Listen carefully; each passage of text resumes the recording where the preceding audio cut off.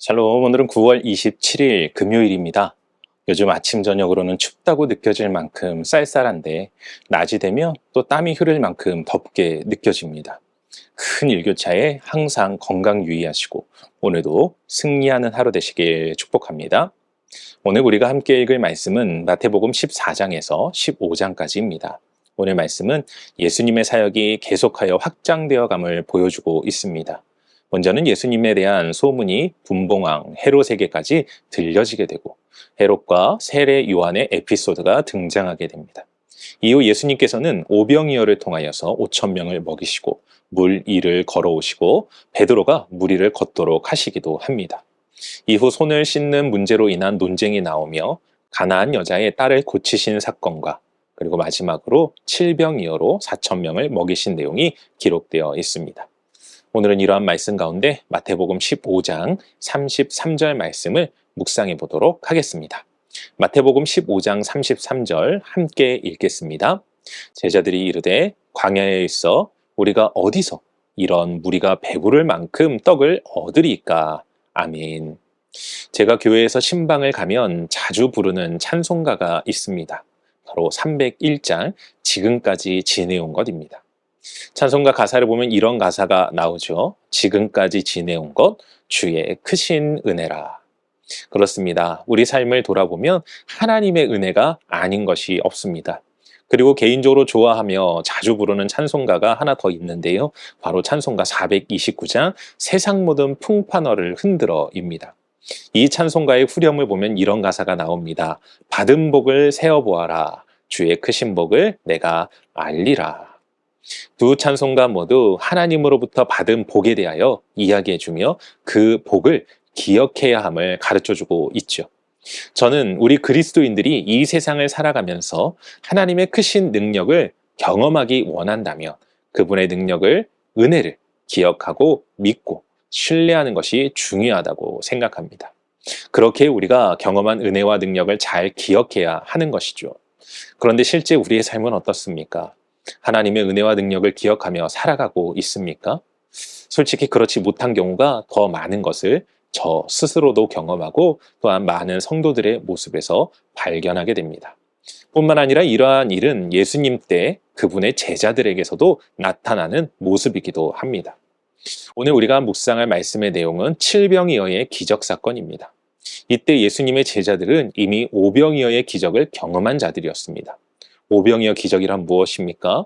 성인 남성만 5천 명, 그렇게 많게는 약 2만 명에 달하는 사람들이 어린아이의 도시락, 곧 보리떡 5개와 물고기 2마리로 배불리 먹고도 남았던 사건을 이야기하는 것입니다.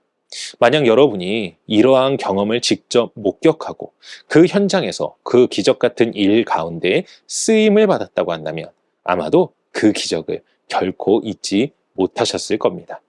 그런데 제자들은 어땠습니까? 그 기적을 기억하고 있던가요? 오늘 본문을 보면 오병이어 사건 이후 얼마가 지나지 않아 비슷한 일이 또 벌어집니다. 그런데 여기서 주목해 볼 것은 오병이어 사건 때는 제자들이 먼저 사람들의 먹을 것을 걱정하고 예수님께 물은 반면에 칠병이어의 기적 때는 예수님께서 제자들을 불러 먹을 것에 대하여 이야기하신다는 것입니다.